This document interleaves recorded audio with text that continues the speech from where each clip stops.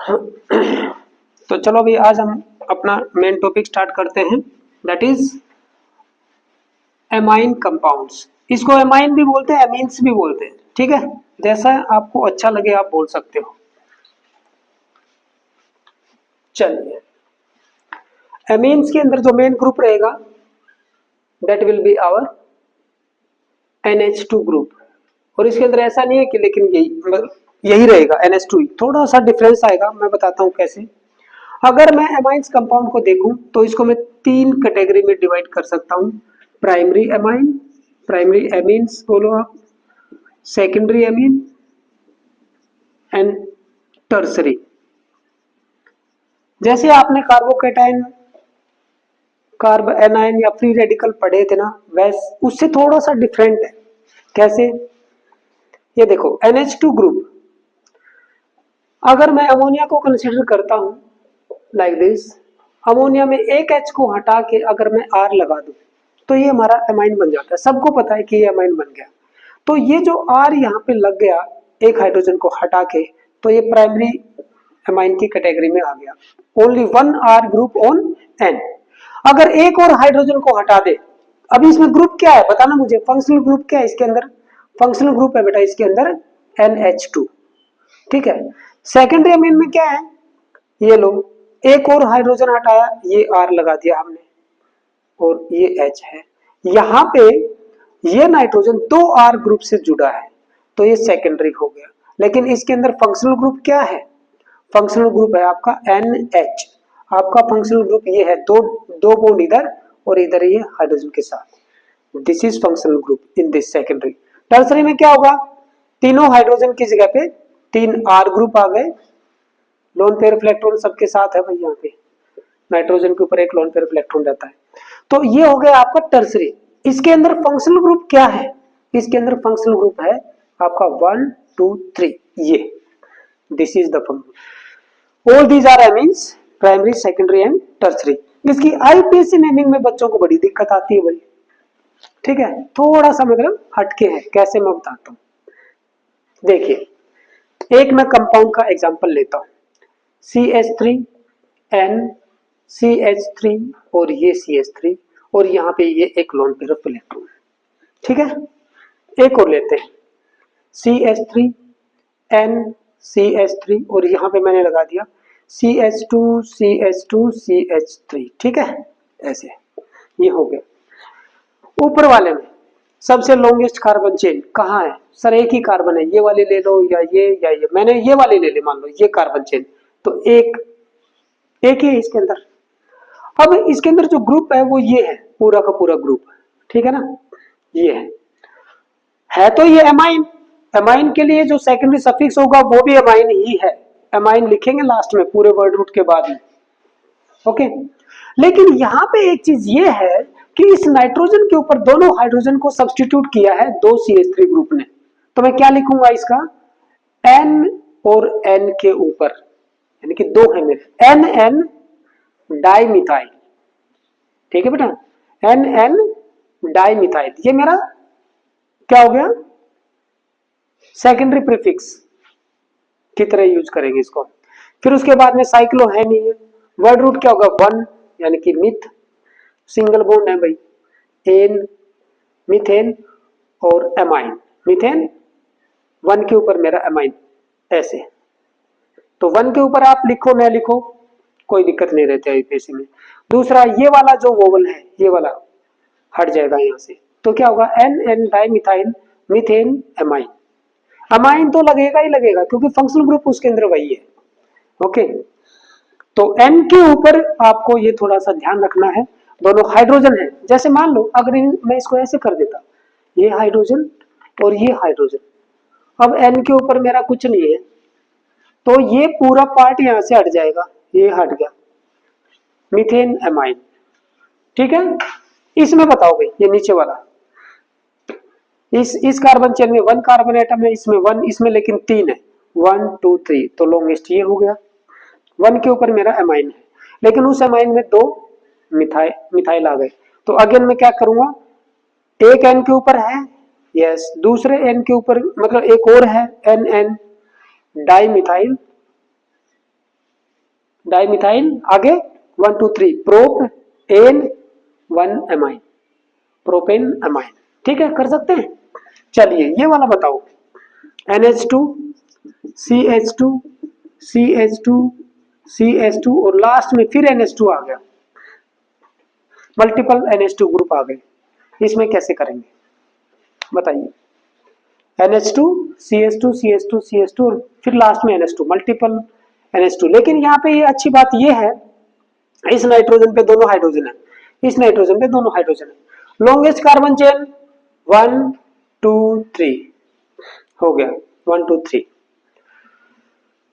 अब 1 के ऊपर मेरा एक अमाइन है, 3 के ऊपर दूसरा अमाइन है। चलो वर्ड रूट क्या है इसके अंदर, 1 2 3 प्रोप, सारे सिंगल बॉन्ड है, एन 1 और 3 के ऊपर 1 3 डाई अमाइन, ये लो डाई अमाइन। अब देखो यहाँ पे वोवल है, यहाँ पे डी है, तो ये वाला वोवल नहीं हटेगा। ठीक है, प्रोपेन 1 3 डाइमाइन। इसी के अंदर एक चीज देखो, अगर मान लो मैं इस एक H को हटा के यहाँ पे और एक CH3 लगा देता है यहाँ पे, तो अब तो सब्स्टिट्यूएंट ग्रुप हो गया नाइट्रोजन के ऊपर। तो नाइट्रोजन की के ऊपर क्या है, N मिथाइल प्रोपेन 1 3 डाइमाइन। दूसरा, अगर मान लो इसी नाइट्रोजन पे इसको भी हटा देते हैं, तो क्या लिखते हैं, इस पे मैं क्या लिखता, NN डाई मिथाइल हो जाता। समझ रहे हो इस चीज को। अच्छा, अगर मान लो यहाँ पे एक CH3 है और एक CH3 मैं इस वाले में कर देता, अब क्या है, ये नाइट्रोजन और ये नाइट्रोजन डिफरेंट है, तो मैं क्या करता, N मान लो ये वाला और इस वाले को N डैश, मतलब थोड़ा सा सेपरेट करने के लिए कि ये नाइट्रोजन ऊपर डैश, क्या इसको क्या बोलते हैं, एपोस्ट्रोफ जो भी है, ये लगाते हैं ऊपर ऐसे छोटा सा, है ना, N डैश, और ये वाला डैश तो लगेगा ही डाई मिथाइल। अब मान लो कि इसके ऊपर मैंने क्या किया, एक और CH3 लगा दिया, तो क्या करेंगे, N और उसके लिए N डैश, 3 हो गया, 1 2 3 ट्राई मिथाइल प्रोपेन 1 3 डाइमाइल। ये तो पीछे वाला तो पूरा सेम रहेगा ही। अगर इसके ऊपर भी एक और आ गया तो N डैश है ना, कोमा रहेगा सबके बीच में, फिर लास्ट में ये वाला dash, tetra methyl, something like that हो गया। यानी कि N के ऊपर है क्या है, वो सब इसमें हमें बताना पड़ेगा IUPAC नेम के अंदर। ये है इसकी इंपॉर्टेंस। थोड़ा सा हटके है औरों से।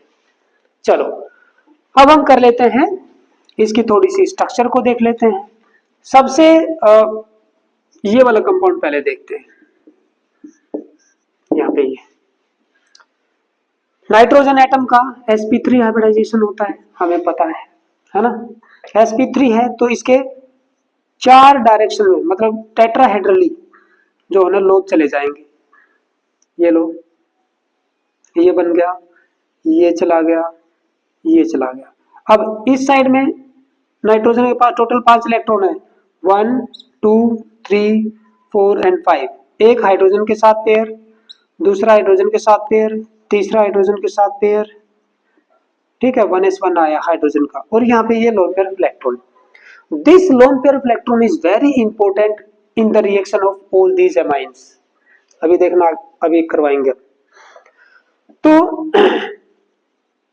पहली बात तो ये एमाइंस के अंदर चाहे वो कोई भी हो, nitrogen is sp3 hybridise, very important thing. दूसरा, अगर जैसे मैं CH4 को देखता हूँ, CH4 में पूरा का पूरा सिमेट्रिकल मॉलिक्यूल है, बॉन्ड एंगल कितना होता है, कार्बन का, कार्बन हाइड्रोजन जो भी बॉन्ड होते हैं वो होता है 109.5 होता है, जिसको हम टेट्राहेड्रल एंगल भी बोलते हैं।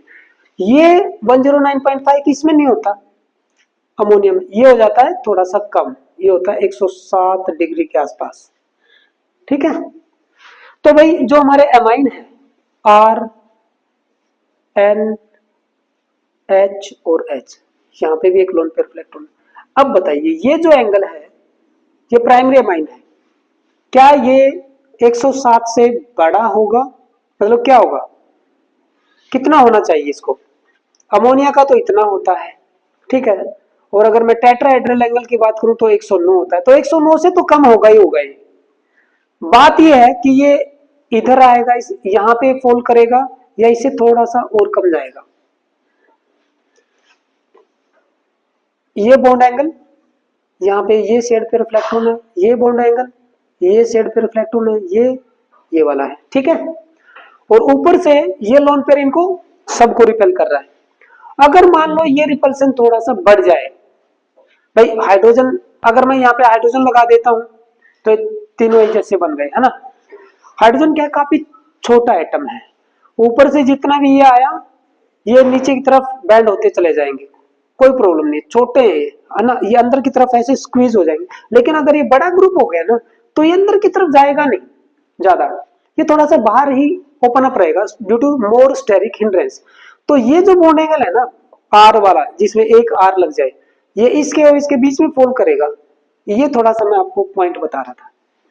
अगर दो आर ग्रुप आ गए, जैसे मान लो ये CH3, तो और थोड़ा सा इधर शिफ्ट हो जाएगा, एक और CH3 आ गया तो और थोड़ा सा, लेकिन रहेगा इससे कम। समझ में आया? ये क्वेश्चन आएगा कि भाई प्राइमरी, सेकेंडरी एमाइन और टर्सरी एमाइन में बॉन्ड एंगल का ऑर्डर बताइए, बॉन्ड एंगल का। तो बॉन्ड एंगल का ऑर्डर ये रहता है, और यहाँ पे सबसे कम रहता है NH3 में। एक्चुअल में NH3 को भी प्राइमरी एमाइन की कैटेगरी में रखा गया है, ठीक है। It is something like that. ये 107 के आसपास है, और सबसे ज्यादा होता है फिर टेट्राहेड्रल एंगल, वो तो आपको पता ही है भाई, 109.5, ठीक है। This is important point from here. चलो अब थोड़ा सा आगे बढ़ ले, इसकी प्रिपरेशन करवाते हैं एमाइंस कंपाउंड।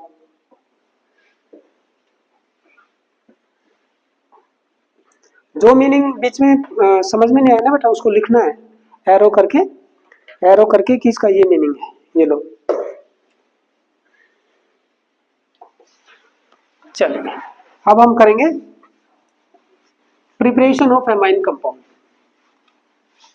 देखो भाई, ऑर्गेनिक केमिस्ट्री में अमाइन कंपाउंड हमारे लिए काफी इंपॉर्टेंट है। क्यों? आपको याद होगी एक सैंडमीयर रिएक्शन, याद है? सैंडमीयर रिएक्शन में NH2 को हमने कन्वर्ट कर दिया था NO2 में, पहले उसके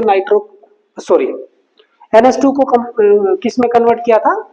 बेंजीन डाइजोनियम क्लोराइड में।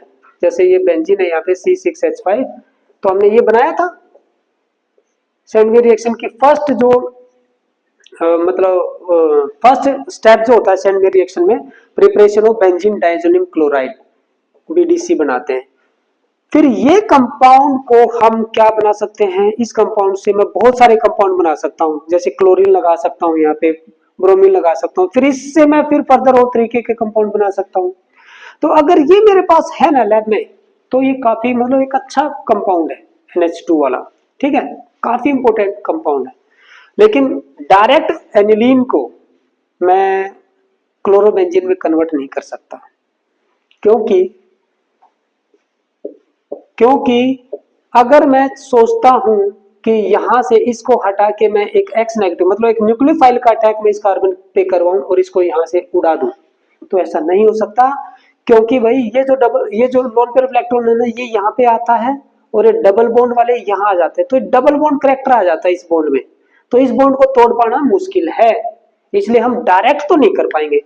तो सैंडमीयर ने यही काम इंपोर्टेंट किया था कि NH2 को N2Cl में कन्वर्ट कर दिया, और N2Cl में कन्वर्ट करते ही अगर आप ध्यान दोगे तो बहुत ही इंपॉर्टेंट चीज है, यहाँ पे N2 के ऊपर पॉजिटिव चार्ज है, यहाँ पे Cl आयोनिक बॉन्ड है, तो ये वाले लोन पेयर उसने कंज्यूम करवा दिए। यहाँ पे लोन पेयर है ही नहीं अब इसके पास, तो वो क्या बनाएगा? Double bond character. तो अब इस बॉन्ड को तोड़ना आसान है, यही काम किया था। तो एमाइन कंपाउंड की प्रिपरेशन हम शुरुआत करते हैं भाई, लिखो प्रिपरेशन ऑफ एमाइंस या amines. Preparation of amines number 1 from nitro compound, लिखिए preparation of amines from nitro compound. Nitro compound से बनाएंगे हम, from nitro compound. Nitro compound ये लो, कोई भी एक नाइट्रो कंपाउंड ले लेते हैं, एलिफेटिक या एरोमेटिक, कोई भी, RNO2, या फिर भाई ये भी ले सकते हैं अब इसमें छोटी सी सोचने की बात है, देखो जब भी कोई मान लो मेथड हम सीख रहे हैं ना, तो उसके जो पॉइंट है थोड़े बहुत आपको एकदम फ्रैंकली आने चाहिए। कैसे? यहाँ पे NO2 है और मुझे इसको कन्वर्ट करना है, तो रिएक्शन अपने आदि अपने आप याद हो जाती है। NH2, दो ऑक्सीजन को हटाना है और दो हाइड्रोजन को लेके आना है। रिमूवल ऑफ O2 क्या है बताओगे मुझे?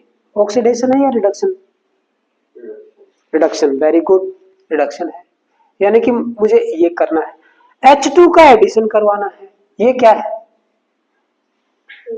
ये भी रिडक्शन है, यानी कि मुझे डबल रिडक्शन करवाना है। डबल रिडक्शन करवाना है तो मेरे पास रेड्यूसिंग एजेंट काफी बेहतरीन होने चाहिए, है ना। एक रेड्यूसिंग एजेंट मुझे लगाना पड़ेगा।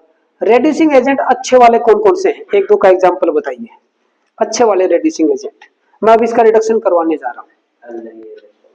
LiAlS4 को कर सकते हैं, लेकिन लेकिन यहाँ पे डबल रिडक्शन है, थोड़ा सा कमजोर पड़ जाएगा, लिटिल बिट, थोड़ा सा कमजोर पड़ जाएगा भाई। यहाँ पे जो है ना थोड़े से स्ट्रॉन्ग रेड्यूसिंग एजेंट, मैंने बताया था लिथियम एल्यूमिनियम हाइड्राइड या सोडियम बोरोहाइड्राइड, ये है तो अच्छे, हालांकि और इनकी सिलेक्टिविटी भी अच्छी है, ठीक है, लेकिन थोड़े से माइल्ड होते हैं। स्ट्रॉन्ग वाले में जैसे आपके आ जाएंगे वो 3 इडियट, कौन से है वो? निकल, पैलेडियम और प्लेटिनम, ये 3 इडियट है। और ये यहाँ पे भी 3 हाइड्रोजन चाहिए। एक H2 का मॉलिक्यूल तो यहाँ पे ऐड होगा, एक H2 एक तो ऐड हो गया, एक H2 एक ऑक्सीजन को लेके जाएगा, H2O बनाएगा, एक H2 दूसरी ऑक्सीजन को लेके जाएगा, H2O बनाएगा, यानी कि 3 H2 आर यूज्ड। अच्छा खासा मतलब रिडक्शन हो रहा है। तो निकल, पैलेडियम और प्लेटिनम ये लेंगे किसके अंदर? C2H5OH के अंदर, इथेनॉल के अंदर लेंगे। ये एक रेड्यूसिंग एजेंट मैंने आपको बताया, ओके। करवा दो इसकी रिएक्शन।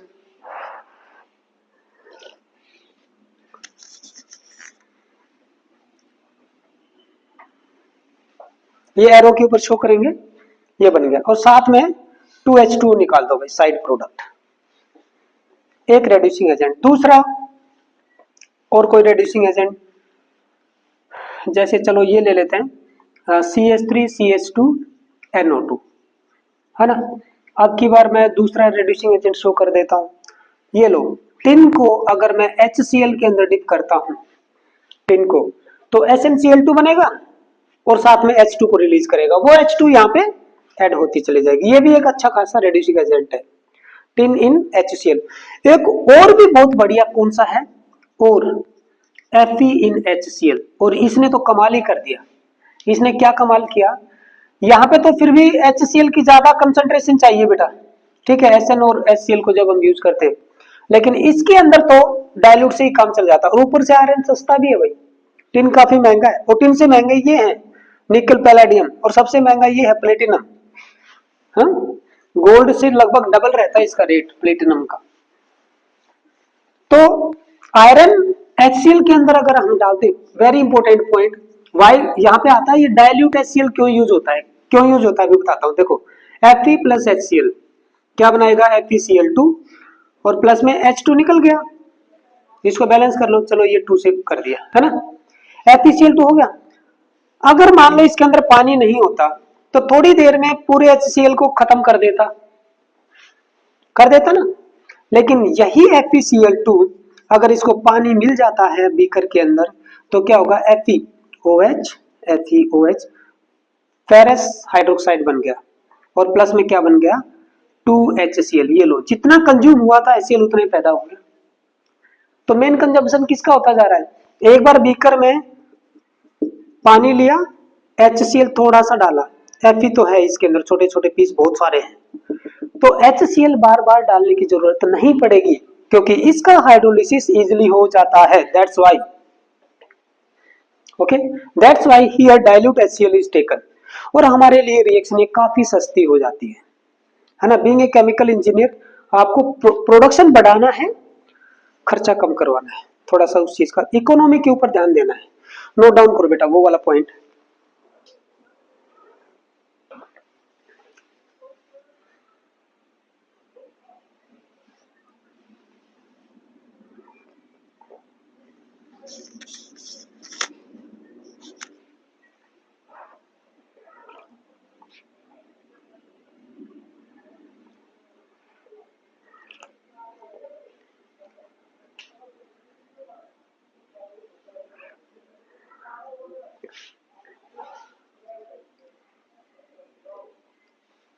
हो गया नोट डाउन?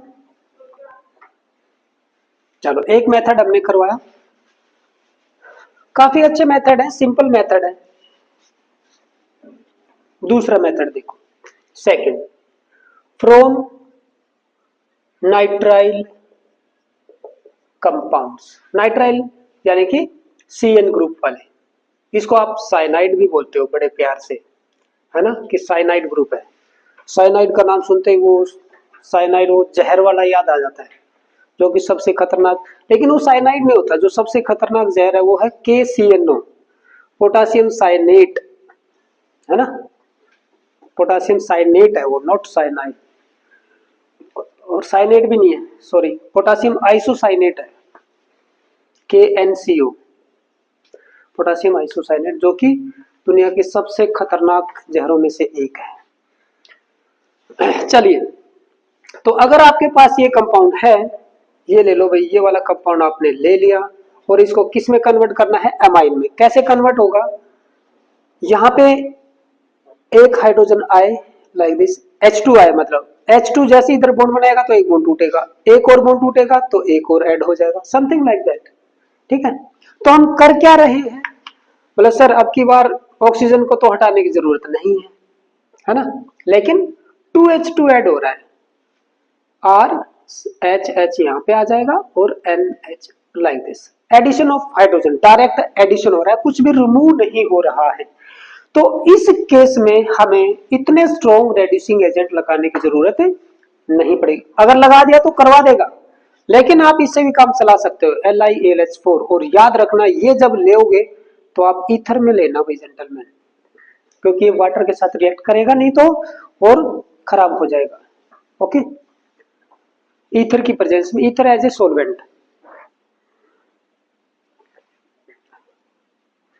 तो मुझे बताओ, इस रिएक्शन में number of carbon atom in the chain increase हो रहे हैं या डिक्रीज?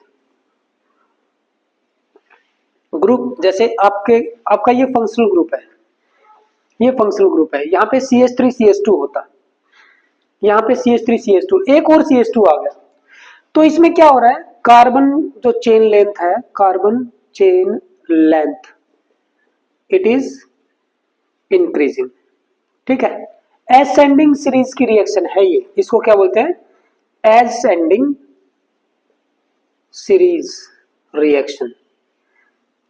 ओके, और इसके अंदर क्या है? इसके अंदर तो सेम है, कुछ फर्क नहीं पड़ रहा, न कार्बन चेन लेंथ कम हो रही है न ज्यादा हो रही है, इसके अंदर एसेंड हो रही है, बढ़ रही है, इंक्रीज हो रही है। चलिए, दो हो गया, यहाँ पे केवल 2 H2 ऐड होंगे, मतलब मीडियम लेवल का वो है। थर्ड वन आ जाइए भाई, third from acid amide, acid amide, इसका फंक्शनल ग्रुप का नेम बताओ। एसिड एमाइड किसको बोलोगे आप? Amide group, CONS2, very good.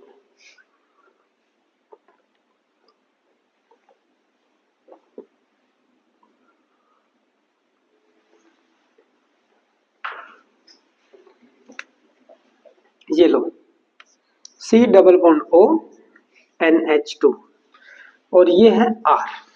तो हमें इसमें क्या करना पड़ेगा?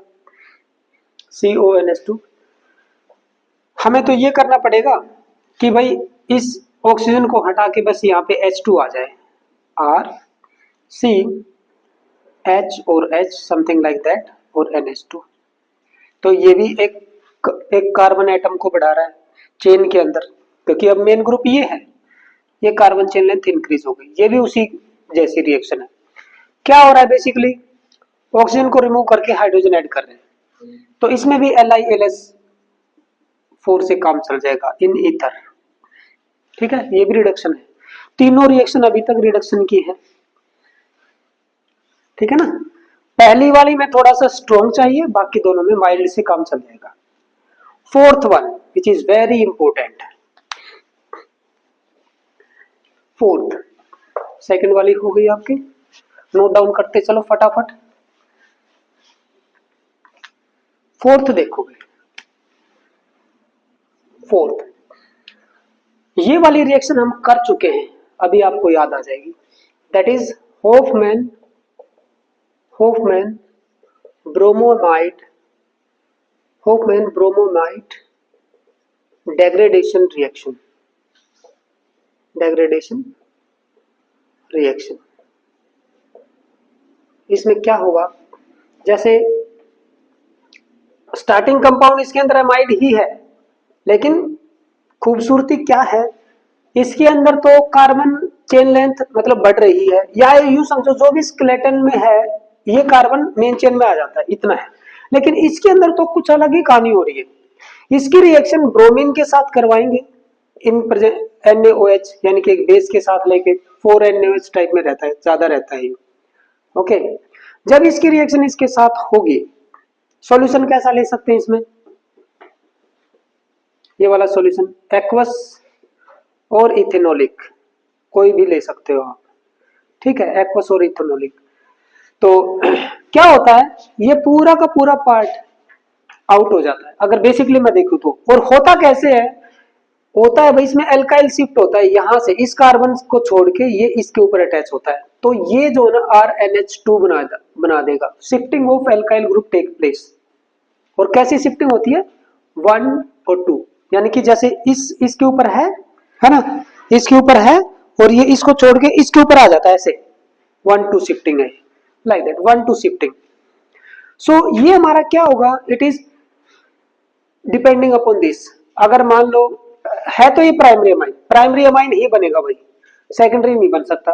क्यों, क्योंकि यहाँ पे ऑलरेडी H2 है, दैट्स वाई ये प्राइमरी अमाइन की रिएक्शन। अगर यहाँ पे भीड़ बढ़ गई, देखो थोड़ी सी चीज समझो, अगर यहाँ पे मान लो ये R ग्रुप लगा दिया मैंने, R', तो ये यहाँ आएगा ना जब, तो इसको स्टेरिक हिंड्रेंस फील होगी, जुड़ नहीं पाएगा, गो बैक, वापस चला। तो इसलिए यहाँ पे ऐसा देखा गया कि ये रिएक्शन जो है ना प्राइमरी अमाइन को प्रिपेयर करने के लिए ही यूज होती है, due to more steric hindrance ये यहाँ पे शिफ्ट नहीं हो पाएगा। चलो बाई प्रोडक्ट क्या करेंगे, अब देखो CO यहाँ से निकल रहा है, ये वाला पार्ट है, Na2CO3 बनेगा, सोडियम का कार्बोनेट, सोडियम का ब्रोमाइड, ठीक है, और भाई H और ऑक्सीजन ये सब मिलके H2O बनाएंगे। ये कुछ प्रोडक्ट ऐसे निकलेंगे, सोडियम का कार्बोनेट, सोडियम का ब्रोमाइड और H2O, वो रहेंगे साइड प्रोडक्ट में। मेन हमारा प्रोडक्ट ये रहेगा प्राइमरी एमाइड, ठीक है। ब्रोमोमाइड, ये देखो एमाइड यूज हो रहा है, देखो इसका नेम क्या है, होफमैन ने दिया था। ब्रोमीन यूज हो रहा है, एमाइड, ब्रोमो एमाइड। डेग्रेडेशन क्यों, क्योंकि एक कार्बन यहां से कम हो गया, एक कार्बन कम हो गया ये वाला, that's why it is degradation reaction. ये डेसेंडिंग सीरीज की रिएक्शन है, डेसेंडिंग सीरीज रिएक्शन, नाम में भी लिखा हुआ है डेग्रेडेशन। कितने हो गए, 4। चलिए अगला देखते हैं,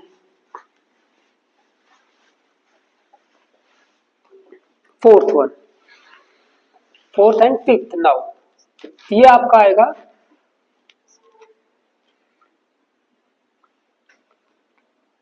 थैलीमाइड सिंथेसिस। उसका पूरा नेम क्या है,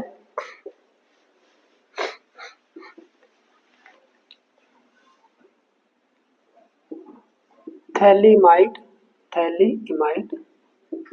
सिंथेसिस रिएक्शन। देखो पहले हमें थैलीमाइड बनाना है, थैलीमाइड बनाते हैं, कैसे बनेगा थोड़ा सा ध्यान दो। सबसे पहले हम लेंगे थैलिक एसिड, पीएच इसमें साइलेंट रहता है, पीएच साइलेंट रहेगा। ये बेंजीन में 2 एडजेसेंट कार्बन एटम के ऊपर COOH ग्रुप, ये होता है थैलिक एसिड। क्या होता है ये, थैलिक एसिड, ठीक है। इस थैलिक एसिड की रिएक्शन में करवाऊंगा अमोनिया के साथ, 2NH3 लेके अमोनिया के साथ रिएक्शन करवा दो भाई। ये लो OH की जगह पे NH2, OH की जगह पे NH2, क्या आ जाएगा, ऐसे आ जाएगा। ये लीजिए भाई CONH2 और ये CONH2 ऐसे आ गया। इसको क्या करेंगे, इसको थोड़ा सा हीटअप कर देंगे, ठीक है। हीटअप करने से क्या होगा, एक NH2 यहां से और ये जो नाइट्रोजन पे है ये पूरा का पूरा एक NH3 यानी कि 2 ऐड हुए थे, ऐड होने के बाद में अगर हमने हीटअप किया ना तो ही उसमें से NH3 बाहर जाएगा, नहीं तो नहीं जाएगा।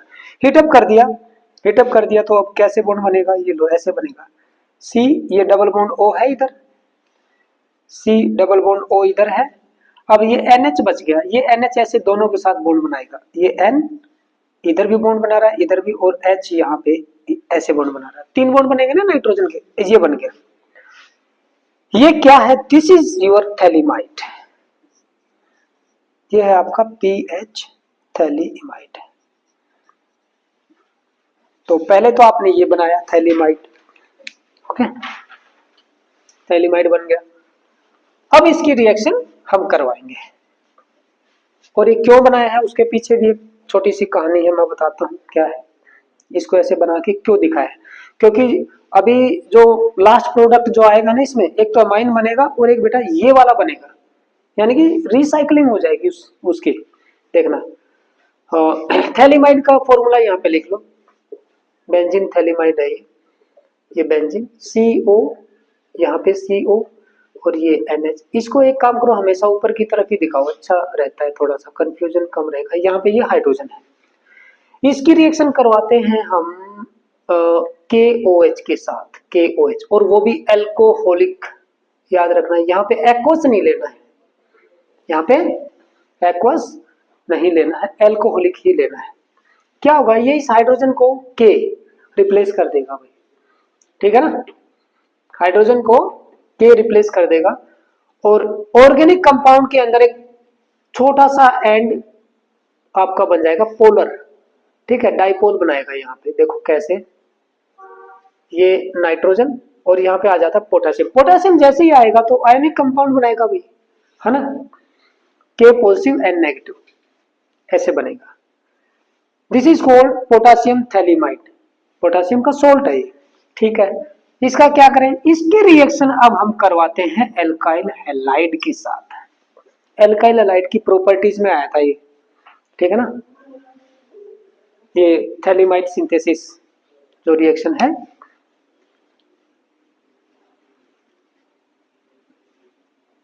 करवा दे। एल्काइल हैलाइड के अंदर देखो, ये नेगेटिव और ये पॉजिटिव, तो इस नेगेटिव के पास में ये R चला जाएगा और K जो है X के साथ बाहर हो जाएगा, ओके। तो ये बन गया हमारा something like this, double bond C double bond O, और यहाँ पे N और ये R। मुझे ये बनाना था, लेकिन अभी ये मेरा प्राइमरी अमाइन तो नहीं बना, मेरा अमाइन थोड़ी बना है।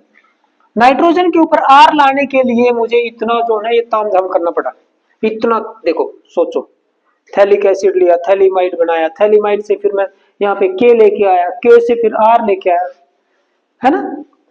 अब यहाँ पे बनेगा मेरा जो मेन स्टेप है, ये अगर बॉन्ड टूट जाए, ये बॉन्ड टूट जाए, इसके पास H आ जाए और इधर OH, इधर OH, यानी कि मुझे वाटर को ऐड करवाना है, और वो भी वाटर को तोड़ के, उसका लिसिस करके, है ना, उसको क्लीव करके। कैसे करवा सकते हैं, H2O in presence of base NaOH, यानी कि एक्वस NaOH ले लेंगे भाई, ठीक है, एसिड नहीं लेंगे, एसिड हाइड्रोलिसिस यहाँ पे नहीं करवाएंगे, बेसिक हाइड्रोलिसिस, यानी कि small amount of NaOH is added in H2O, तो वो भी H2O को H पॉजिटिव और OH नेगेटिव में तोड़ देगा, क्या बनेगा भाई, RNH2, है ना, ऐसे RNH आ जाएगा, H आ जाएगा, प्लस में ये क्या बच गया भाई, बताइए जनाब, COOH, और ये COOH बन गया कि नहीं, थैलिक एसिड, और ये फिर से शुरू हो जाएगा। यानी कि इस टाइप की जो प्रोडक्शन रहती है ना, प्लांट सा रहता है, छोटा सा प्लांट, है ना, एक चैम्बर में ये रिएक्शन हो रही होगी, ठीक है, ये बन गया, दूसरे चैम्बर में उसको हीटअप कर रहे होंगे, है ना, फिर उसके बाद में एक चैम्बर में ये रिएक्शन करवा रहे होंगे, और ये फिर चलता रहता है, ओके। लास्ट में यहाँ पे इनका सेपरेशन कर रहे होंगे, इनको सेपरेट कर सकते हैं हम इजिली, एक ऑर्गेनिक है, एक इनऑर्गेनिक, मतलब है तो दोनों ऑर्गेनिक कंपाउंड, है तो दोनों ऑर्गेनिक, लेकिन इनका बॉइलिंग पॉइंट में काफी डिफरेंस मिलेगा, ठीक है। कैसे भी करके हम इसको सेपरेट कर लेंगे, सेपरेट करके इसको पैकेट में बंद करेंगे और बेच देंगे भाई, ले जाओ जिसको चाहिए प्राइमरी अमाइन। ये रिएक्शन में भी प्राइमरी अमाइन बन रहा है, सेकेंडरी हम नहीं बना सकते, भाई प्राइमरी अमाइन ही बना सकते हैं थैलीमाइड सिंथेसिस रिएक्शन में। चलिए लास्ट मेथड, आज का लास्ट मेथड, चलिए करते हैं।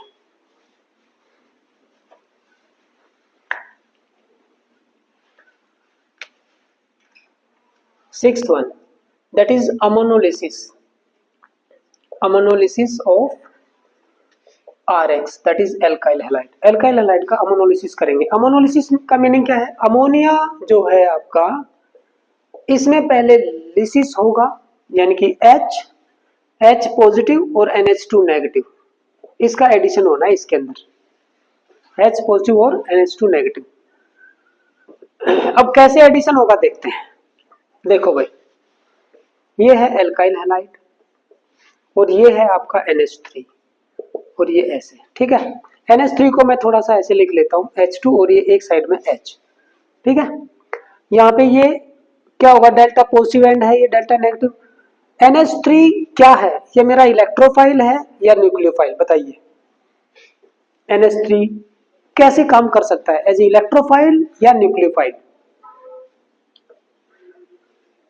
फाइल का मतलब समझते हो ना, इलेक्ट्रोफाइल मतलब इलेक्ट्रॉन लविंग, जो इलेक्ट्रॉन के पास जाते हैं।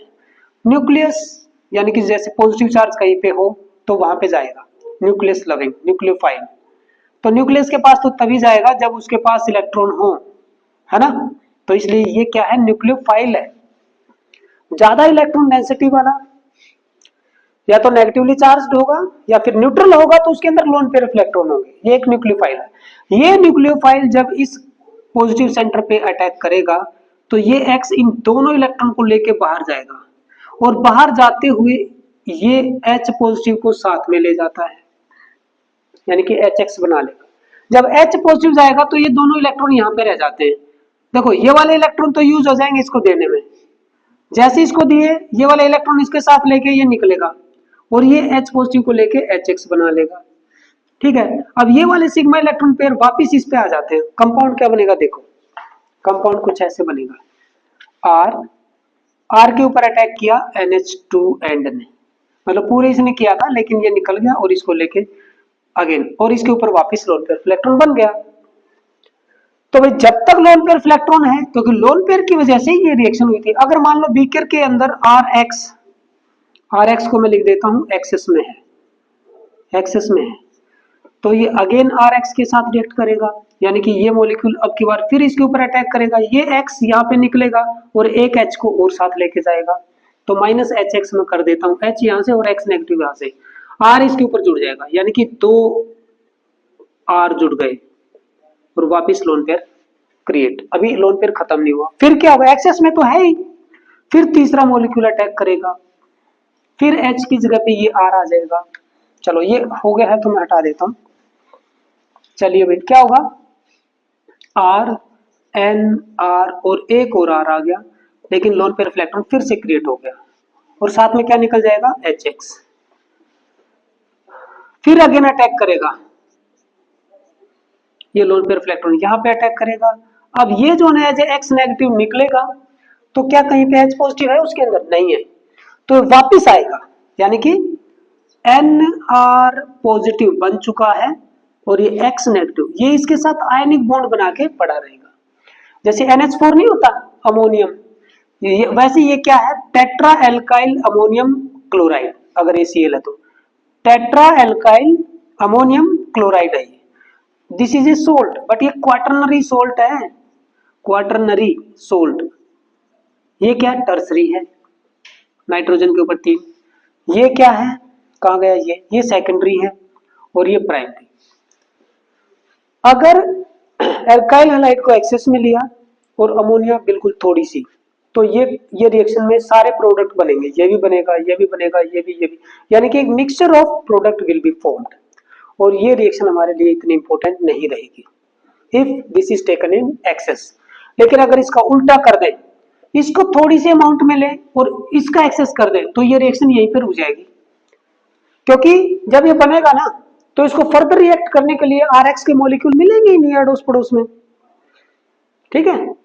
लेकिन अगर RX एक्सेस में किया तो जैसे ये बनेगा RX फिर मिलेगा इसको अपनी विसिनिटी में, फिर ये बनाएगा, इसको फिर मिल जाएगा RX, तो एक इंपॉर्टेंट पॉइंट, यहाँ पे दो इंपॉर्टेंट पॉइंट है।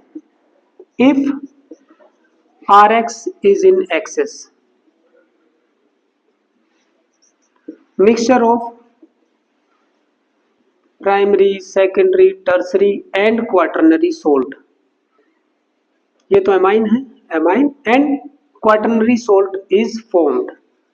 Okay, second, if Rx is in, Rx is not in excess, ऐसे करके लिख लो। एक्सेस में नहीं है तो इसका मतलब NH3 किस में होगा, मतलब ये माइनर है, यूं समझ लो NH3 एक्सेस में होगा, तो उस टाइम हमारा प्रोडक्ट जो होगा वो मेनली क्या बनेगा, प्राइमरी एमाइन ही बनेगा। पहले ही स्टेप पे रिएक्शन रुक जाएगी।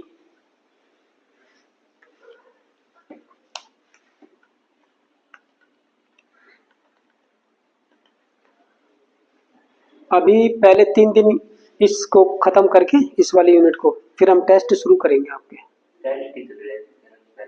हाँ हाँ, लेकिन हम छोड़ेंगे नहीं, टेस्ट पे टेस्ट करेंगे, डिस्कशन करेंगे, सब कुछ करेंगे। और टेस्ट में परफॉर्मेंस बढ़िया आनी चाहिए। इसको जल्दी फिनिश करना, इसको जो जितना काम दिया जाए ना प्रॉपरली करके आना, नहीं तो ये यूनिट फिर लंबी चली जाएगी। हम 3 दिन में इसको फिनिश करेंगे। हो गया? अब बताइए, क्या ये मेथड एक अच्छा मेथड है अमोनोलिसिस वाला?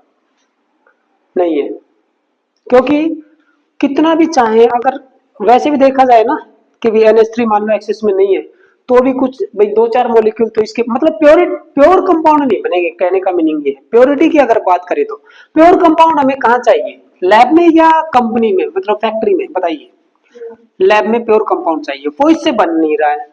सो it is not a good laboratory method. यही क्वेश्चन आता है, ammonolysis of alkyl halide is not a good laboratory method to prepare primary amine. तो उसमें आप बता दोगे कि भाई इसमें है ना, ये फर्दर इसके साथ रिएक्ट कर सकते हैं, और क्यों कर रहे हैं, जब तक ये इलेक्ट्रॉन पेयर जिंदा है यहाँ पे, इसलिए। और वो यहाँ पे आके खत्म हो जाता है, फर्दर ये रिएक्शन नहीं होती है, क्योंकि ये रिएक्शन इलेक्ट्रॉन पेयर के वजह से ही चल रही है। वो न्यूक्लियोफाइल बना देता है इसको। ओके, फिर आपका गैब्रियल, हाँ गैब्रियल थैलिमाइड सिंथेसिस याद आया। उसके आगे जो मैं बोल रहा था ना कि इसका पूरा नेम क्या है, उसका पूरा नेम है गैब्रियल थैलिमाइड सिंथेसिस। वो पूरा लिख लो बेटा, उसके आगे ये वर्ड ऐड कर लो, गैब्रियल थैलिमाइड सिंथेसिस रिएक्शन।